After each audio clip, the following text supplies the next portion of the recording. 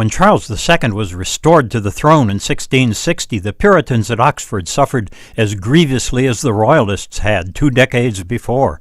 Oxford's Puritan professor of natural philosophy was booted out. Willis got his post. And here we read a great irony of any revolution. Much to the Royalists' dismay, Willis refused to restore the old medicine. He may have been restored, but Galen and Aristotle would not be. An old children's song tells us, Oliver Cromwell lay buried and dead, hee-haw, buried and dead. But he was not entirely gone, for some of Cromwell now lingered in that passionate royalist Thomas Willis, and the study of medicine was much better for it. I'm John Lienhardt at the University of Houston, where we're interested in the way inventive minds work. A transcript of this Engines of Our Ingenuity episode number 1992 is online at uh.edu/engines. Additional episodes are available by podcast. It's Monday morning here on KSJE, and time to check in with Lewis Campbell from Synergy Computer Systems here in Farmington for our Monday Reboot segment. We get to talk technology. Lewis, good morning. Good morning. Thank you for being with us, and a couple of things kind of crossed our desks this week, and I wanted to ask you a little bit about them. One is the idea of growing your own furniture because you can grow your own wood. Yes. What do you think? I think that would be really cool. So basically, you design the furniture virtually, and whatever you use actually grows the wood in the shape of the furniture, right? Yeah. So they've already the article that you sent me, Scott, from Fast Company, talks about how they've already figured out how to grow meat directly into food forms, right? So they can literally grow chicken cutlets and burger patties, chicken nuggets, right? Whatever. That's a little creepy. So now they're talking about like coaxing, as they put it, coaxing wood tissue to grow into fully formed shapes like a table. Right. And that sounds creepy, and it sounds like something that maybe people would object to from an environmental or whatever perspective. But in reality, there's some very distinct environmental advantages to this, right? Because you eliminate the whole middleman of logging, wood production, and I hate to say it, construction, but there's environmental costs to doing all that. So if you can actually grow the wood right into the shape you need, then you save a lot of energy, you save a lot of environmental output, and of course you save old growth trees from being logged, which is not a bad thing. True. That's very true. I don't see in the article where it tells you how long it would take to grow a table or a chair or something like that. I would imagine it takes a while. That's a distinct omission. Yeah. Right? But it does refer to go ahead. It does refer to a paper published in the Journal of Cleaner Production. So I would say, dig into the paper and see what it says. I will. And they're talking too a little bit about a Japanese company that has started building or wants to build satellites from wood. So why not? Yeah, that's Stay tuned, something that. everybody. Yeah, I don't know if they're going to grow the satellites, but that's something that's been discussed for a while. There are advantages. There's no reason people assume that satellites, rocket ships, whatever, have to be made of metal. There's no actual reason for that. Why do they need to be made of metal? Well, if they're going to hold humans, it's probably a good idea because the metal's got to hold in an atmosphere at pressure. Right. But if they're not going to hold humans... Aren't the temperatures pretty severe going in and out of the atmosphere? I mean, if the wood would burn up. Well, I would imagine it's going to be, for launch capabilities, it's going to be lifted up by SpaceX or something else where it's inside, a metal spacecraft, but actually being deployed in orbit, makes sense to have something lighter. Yeah. And maybe even more malleable. Maybe, but there's no gravity, so weight doesn't really matter as much.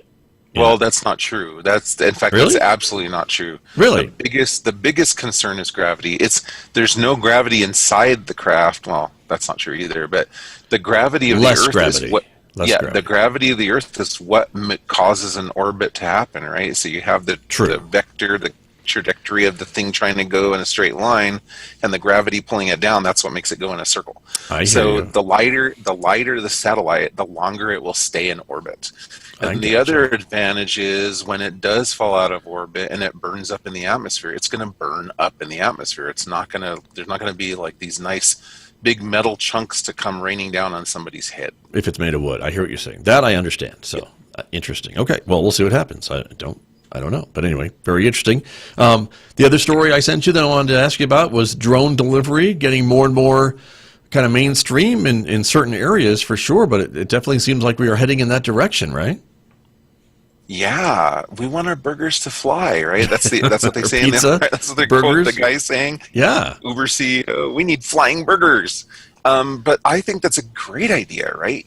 Right now, you use Uber Eats or something, and a person goes out and picks it up. And I don't want to eliminate their jobs necessarily, but could you imagine how much more convenient and how quicker it would be to get a pizza delivery if a drone just zoomed down, picked it up, and brought it to you? And of course, we already talked about a number of times how Amazon and other companies are looking at doing regular package delivery by drone. But so why not? Right. Well, and shout out to San Juan College. We now have a drone, academic program here to how to fly a drone, and how to be licensed to fly a drone. Yes. So, and you'd think that was esoteric, but it's not. No. Because right now, there is a growing need for official drone pilots in industries like the one that I came from. So in the utility industry, sure, there's been this huge move to drones because you have these power lines stretched all over the country, right? And they have to be inspected. This is why, they're being sued in California for wildfires, because the record showed in a lot of instances the power lines weren't inspected as often as they were supposed to be and could have caused these fires. Right. So these wires have to be inspected, and traditionally they've done that with helicopters and pilots, which is not only extremely expensive but dangerous. So you have safety issues in the utilities once in a while where a helicopter crashes. Right. That's used for this. So the utilities have been moving aggressively towards using professional, not the kind of drone you buy at your local hobby store, but these really high-class professional drones, and hiring certified drone pilots to inspect these lines. Pretty heavy duty. What's that? They're pretty heavy-duty drones. Yes, and there's lots of other applications in other industries that have become critical. Security, again, in the utility industry, there's a requirement for certain kind of security, especially around things like nuclear power plants. Right. They're looking towards using drones to provide a lot of that security instead of putting, real live, red-blooded armed guards in harm's way. If you have, an attack on a site or somebody trying to break into a nuclear power plant, you send a bunch of armed drones to deal with it. If the armed drones get shot or hit or something, it's better than having a person get shot. So there's a lot of, there is a market for that kind of expertise. Very much. Well, and apparently, delivering burgers and pizzas, according to the story. This is from Axios, but they're saying what I thought was interesting, that they're not like delivering it right to your door. They are testing this delivery of like burgers and pizzas to other like parking lots around the city, and then from there the delivery drivers take the food or whatever, the last mile or so, to your door. And I get the feeling, and I could be wrong, I get the feeling that's like a first stage thing, but it's still a sea change, because then you've increased your ability to distribute this stuff quickly, right? These drivers don't have to go as far to get your things.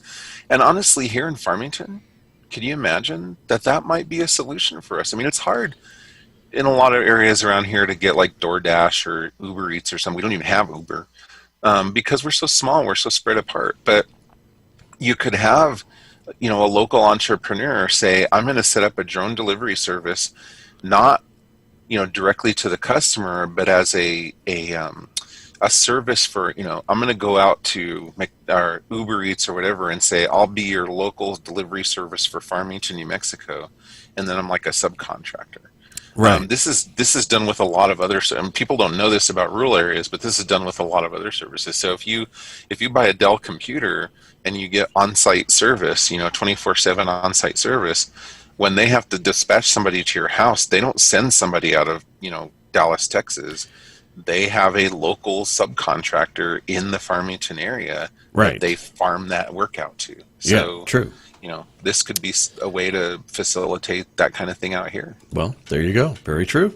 All right. Yeah. Well, Lewis, we're out of time this week, but I appreciate your comments and your insights. Thank you so much. All righty. Hey, everybody, have a great week. All right, you too. That is Lewis Campbell, everyone, from Synergy Computer Systems. He joins me every Monday on our Monday Reboot segment right here on KSJE Farmington. Hi, I'm Sam Payne, host of The Appleseed, an hour filled with stories for you and your family. And we're not talking about news stories here. We're talking about fairy tales and folk tales and personal stories and family tales and even a little music from time to time. And each story could spark a memory for you that you can share with the people that you love. Hear The Appleseed every Thursday at noon, right here on the information and cultural beacon of the Four Corners, KSJE, Farmington, New Mexico.